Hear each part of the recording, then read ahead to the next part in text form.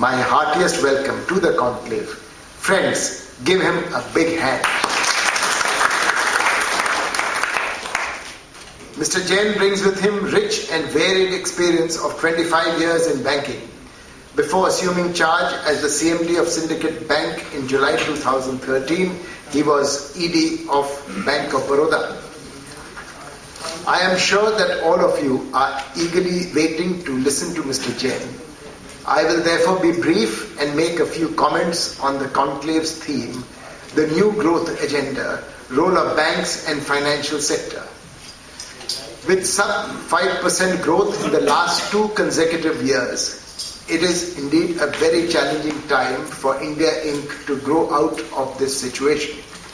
While strong policy measures and timely interventions prove to be effective in containing external sector risks, stabilizing the currency, narrowing the excessive current account deficit, weaknesses still remain. The future of India's growth story will depend on how it manages to overcome macroeconomic challenges like stubborn inflation that continue to be above the comfort zone, fiscal imbalances, domestic infrastructure issues, subdued manufacturing activity, and opening up of structural bottlenecks to ease supply-side constraints and investment growth in India.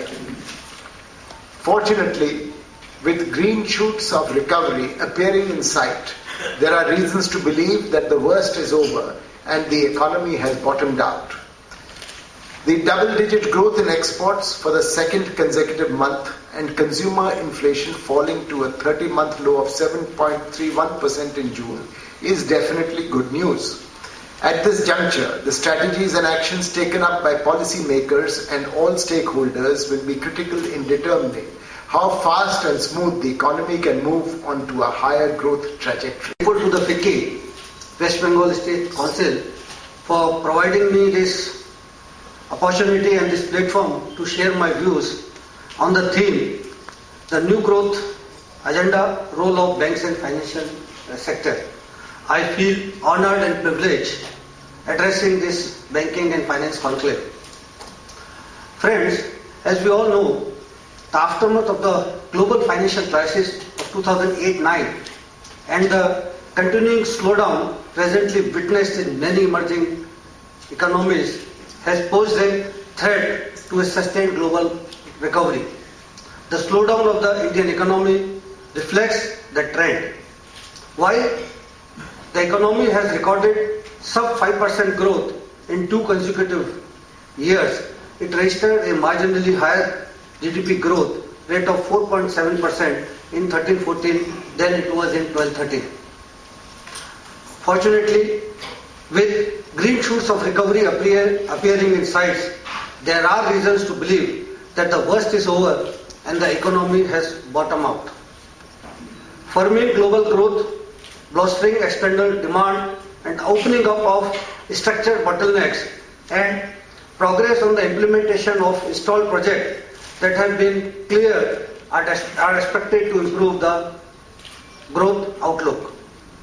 According to a recent World Bank report, India's economy is now the 3rd largest economy in terms of purchasing power parity. India's industrial production grew at a 19-month high of 4.7% in May 2014 due to improved performance of manufacturing, mining, power sectors and higher output of capital goods. Also, there has been improvement in export performance during the last 2-3 months, which points towards recovery in growth. In fact, in the recent Union Budget, it has been announced that the government is looking forward towards sustained growth of around 7 to 8% or above within the next 3-4 years. However, weakness remains. The adverse growth inflation dynamics over the last 2 years continue to affect the saving investment balance.